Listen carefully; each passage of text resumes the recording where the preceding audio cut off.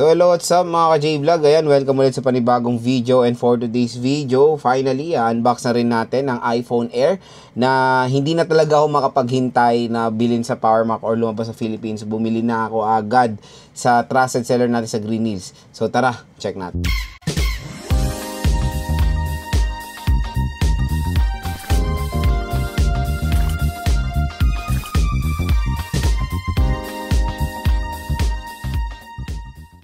So yan mga idol, bumili na rin ako finally ng iPhone Air. At tulad nga sinabi ko sa video ko, tatry ko sana mag-pre-order nito sa Power Mac pero hindi na talaga ako makapaghintay. Bumili na ako. At ito na ang iPhone Air mga idol. Nag-decide daw bumili na sa Green Hills kasi wala naman din ganong pinagkalayo when it comes sa Apple Store sa PH. Ang presyo kasi nito sa Apple Store PH is 73. Sa Green Hills kasi pwede nyo na pumukuha ito ng 71, 70. Mas mura naman na siya kaya it's time na bumili na, 'di ba? So saan ba tayo bibili ng murang iPhone Air? Doon lang tayo bibili sa ating trusted seller sa Green Hills, si Ate Mayet ng CMB Gadgets. So again, located sila sa stall XB02, second floor, Green Hills, San Juan City. So ang maganda dito, marami silang freebie.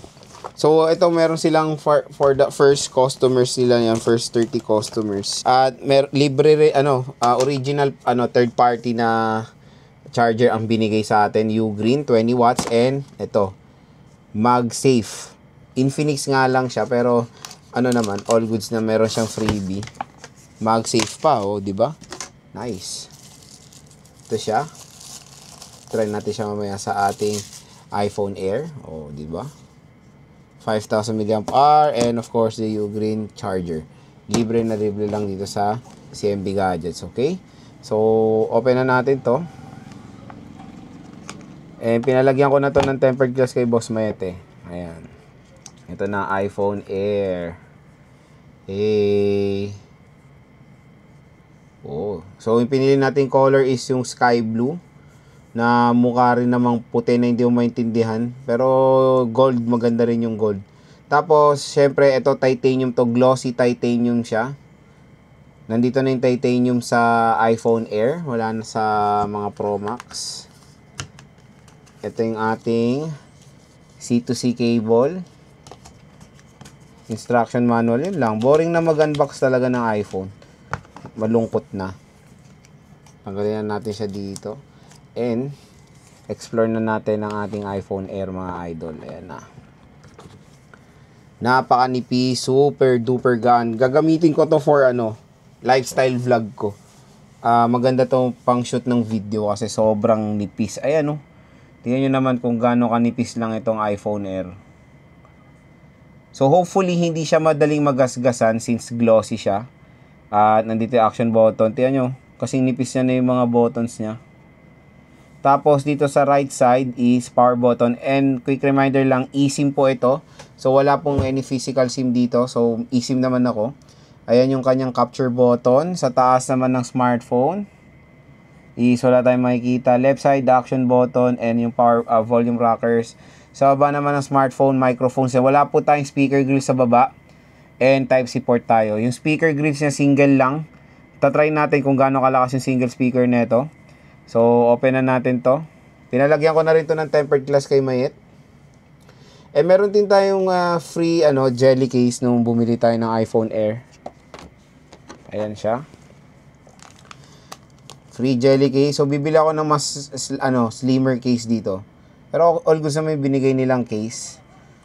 And meron nga tayong dito, konting trivia when it comes sa iPhone Air. Kung bakit malaki yung bump niya dito. So may reason kung bakit malaki rin yung bump ng iPhone Air dito, kasi karamihan ng components ng iPhone Air nandito po sa may camera module para mag-give space dito sa battery niya na sobrang nipis, and 3,000 mAh lang to, 3,000 plus lang. Hopefully the battery life will be better naman. Tatry natin. So na-open na natin to, naka iOS 26. Naka iOS 26 na, sobrang gaan nito mga idol. Grabe. Siyempre, ang pinaka nakakalungkot lang talaga sa iPhone Air is wala siyang ultra wide camera. Yun lang naman ang major na lungkot ako dito. Ayan, wala siyang ultra wide camera. So meron siyang 2 times zoom na hanggang 10 times zoom. Yun lang naman talaga pinaka-disadvantage nito. Sa video naman, ayan, meron din siyang sa video, oh, wow, wow, wow, wow, wow, wow, wow. Don't tell me na wala tong cinematic. Oh, wala ngang cinematic to mga idol. Di ako aware na walang cinematic ang iPhone Air. Super duper expensive na smartphone, walang cinematic. Uy, medyo nakakalungkot lang yun. Wala. Action lang. Dual capture. Yung parang, ayan, dual ano. Oh, wala nga siyang cinematic. Why, Delilah? Slow motion. Wala talaga. Yun lang nakakalungkot. Hopefully, may center stage din siya. So, square shape yung kanyang sensor. Ayan.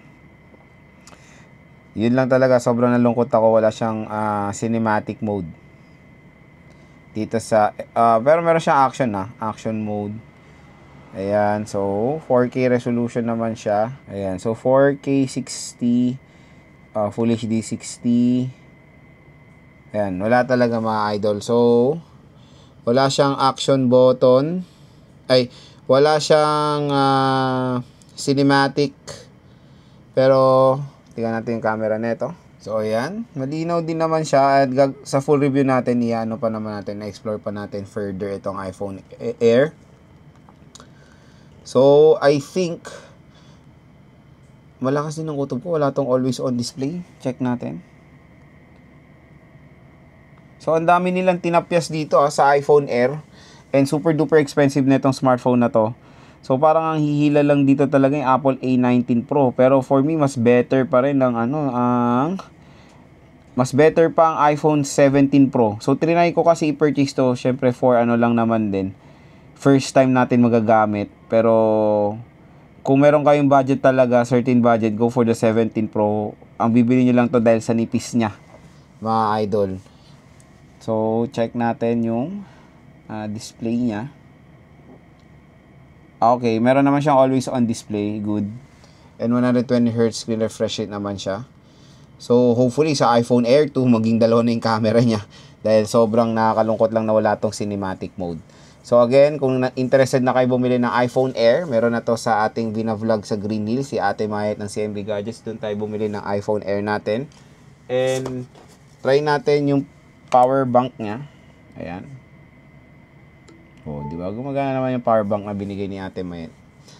So, kung interested kayo dito sa iPhone Air, mura na siya sa Green Hills. Hindi na siya nagkakalayo sa SRP sa Apple Store or sa Power Mac. Or pag nilabasan dito sa Philippines, hindi na siya nagkakalayo ng price. At yun nga, sa Philippines, I think mag-start ng pre-order ng iPhone Air sa October 9, 2025 and mag-release yan sa 3rd week ng October. So, kung interested kayo bumili ng iPhone Air sa very affordable price na merong mga freebies, dito tayo pupunta kay Ate Mayet ng CMB Gadget Store XB02.